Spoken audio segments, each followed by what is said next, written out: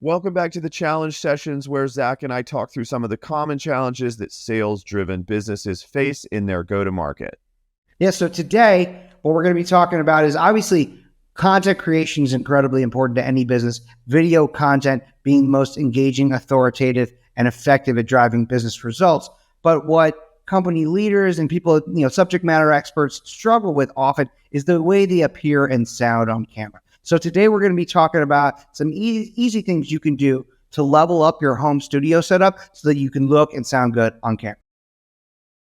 Okay, so broadly speaking, think about your foreground and your background. I'm also going to talk a little bit about equipment. You can do this with your MacBook webcam, but I'll start on equipment. If you spend, 120, 150 bucks, you can get a really nice Logitech webcam that will be really crisp and high resolution, and spend 15, 20 bucks on a ring light. They're all pretty much the same. You can get both of these things on Amazon. And in a minute, I'll explain how to set that up. So I've got a Logitech webcam right now. It's right above my computer, and that's why the resolution looks good. I can also pen sticky notes right next to the camera, and you can't really tell when I'm referencing my notes, which is really nice. But let's think about the aesthetic. So foreground and background. When it comes to your foreground, I'm talking about basically your face and your body. The background obviously is whatever is behind you. So with your foreground, there are a few things to think about. One is your camera angle. So if your camera is too low, people are going to be looking up your nose, and nobody likes that. So you want your camera right at eye level or a little bit above. The second thing to think about is your lighting. So what you want is a little bit of drama. You want light on one side of your face to be a little brighter than on the other side of your face. My setup right now is not ideal. I have a pretty big window in front of me, so it's really hard to get that differential. If I had some curtains, I'd probably close it so that my ring light, which is over here, would light up one side of my face a little brighter compared to the other side. Zach's looks really good.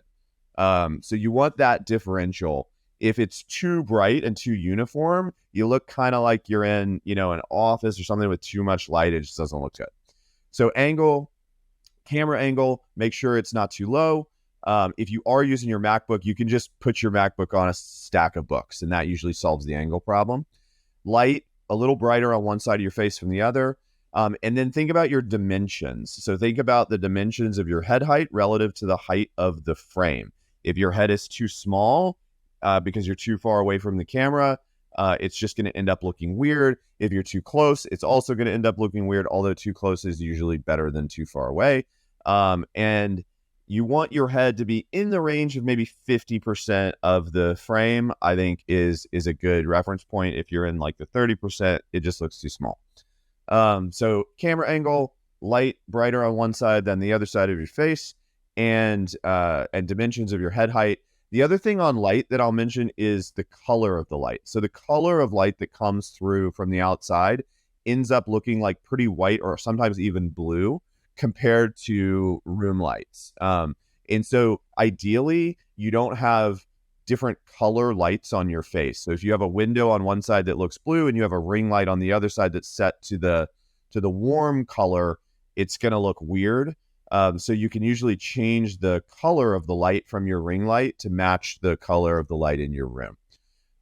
In terms of the background, you basically have two options. You have like a plain background or a real background. Zach has a plain background, meaning he's up against a wall. So if you're going to use a plain background, there's a few things to keep in mind. One, ideally, there aren't any turns in the wall, right? So ideally, you're not in a corner where there's going to be a vertical line visible. Ideally, you're up against a single wall where there's no kind of noticeable change in texture or angle of the wall behind you.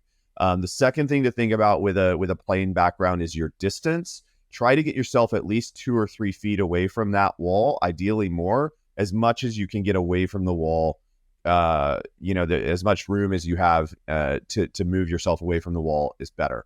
And then the third thing is light. So if you can get a lamp, or if you just order another ring light or an LED light that you can change the color of, if you put that on the floor behind you, shining up on the wall, it'll create a nice gradient, maybe toggle through the colors and roughly match your primary brand color.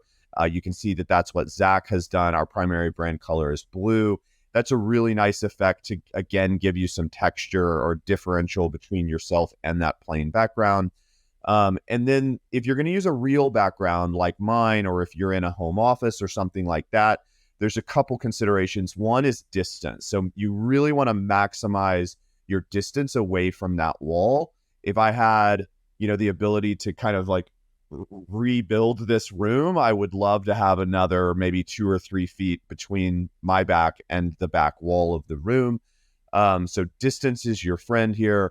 And then the last thing is just clean it up, right? So, I probably could stand to maybe organize my books by color of spine back there if I really wanted to level up. Maybe experiment with not having this picture there, maybe even move that lamp, and just, the more you can clean it up, the better. So those are the main considerations.